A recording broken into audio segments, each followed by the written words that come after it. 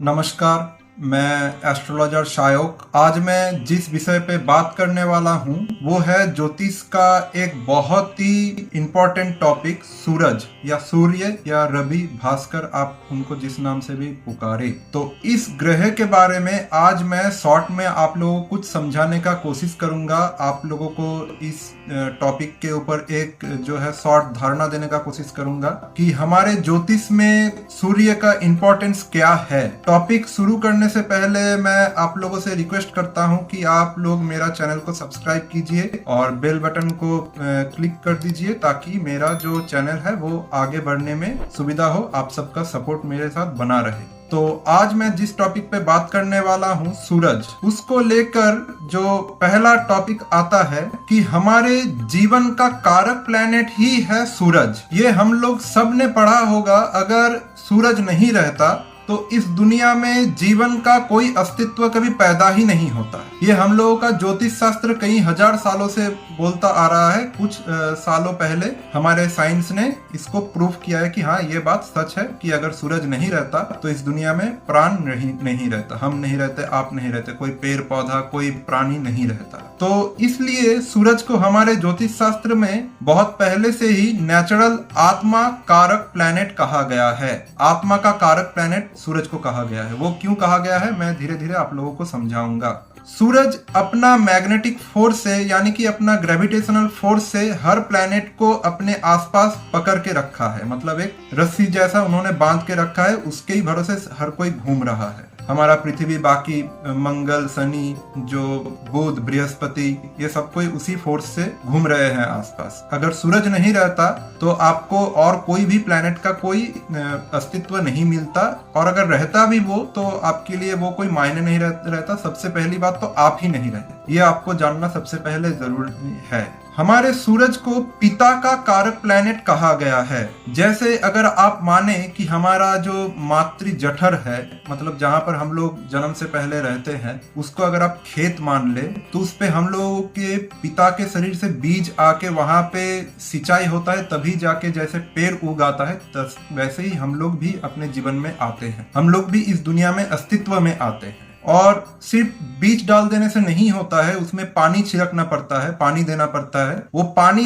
है चंद्रमा, और चंद्रमा हमारा माता का कारक प्लैनेट है, मातृ कारक प्लैनेट है। चंद्रमा को लेके मैं अगले वीडियो में जरूर बात करूंगा। तो जैसे हमारा आत्मा अनडिफाइंड रहता है, हम लोग अपना आत्मा को एक्सप्रेस नहीं कर पाते हैं। ठीक जैसे आप देखिएगा कि आपके जो पिताजी है वो आपसे प्यार करते हैं, वो आपको बहुत अच्छे से समझा नहीं पाते हैं। प्यार तो वो जरूर करते हैं, आपको पता है, लेकिन वो उतना एक्सप्रेस नहीं करते हैं। हम लोगों का एक्सप्रेशन का कारक प्लैनेट चंद्रमा है वो, और देखिए वो माता है।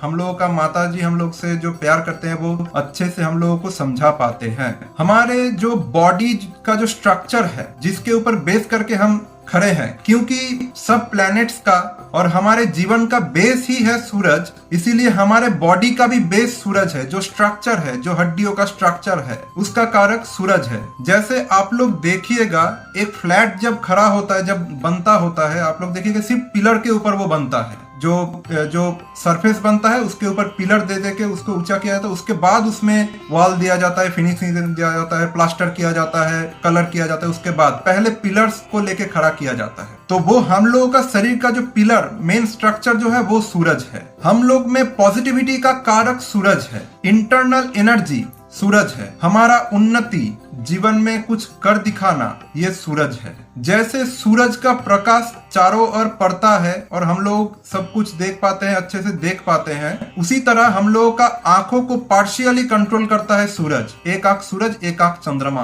कभी कभार आपने देखे होंगे कि आपका एक आंख में अलग पावर है, एक आंख में अलग पावर है। वो आपका सूरज और चंद्रमा कितना अच्छा और कितना खराब है उसके ऊपर बैलेंस करके ये बनता है। और एक बहुत जरूरी बात, जैसे सूर्य का प्रकाश से ही सब कुछ प्रकाशित होता है, हमारे व्यक्तित्व का जो प्रकाश है उससे ही हम लोगों को मान, सम्मान, प्रतिष्ठा सब कुछ मिलता है। तो हम लोगों का व्यक्तित्व का जो प्रकाश है वो सूरज कंट्रोल करता है। सूरज का जो कलर है हम लोगों के एस्ट्रोलॉजी में, मतलब सूरज के साथ मैचिंग करके जो कलर फिक्स किया गया है एस्ट्रोलॉजी में, वो ऑरेंज कलर है। उनका अधिष्ठात्री देवी तंत्र के हिसाब से मातंगी है। माँ मातंगी 10 महाविद्या का एक महाविद्या मातंगी है। और आप देखिएगा कि सूरज अश्विनी नक्षत्र में उच्च का होता है। अश्विनी नक्षत्र तो 13 डिग्री 20 मिनट तक रहता है, लेकिन उसमें भी 10 डिग्री तक सूरज टोटली मतलब परफेक्टली उच्च का होता है, क्योंकि अश्विनी से ही हमारे जीवन का शुरुआत है।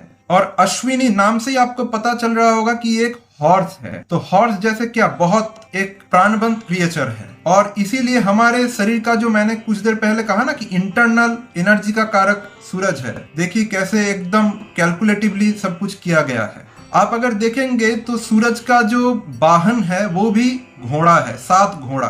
आपने बचपन में स्कूल में पढ़ा होगा भिप्गी और थ्योरी।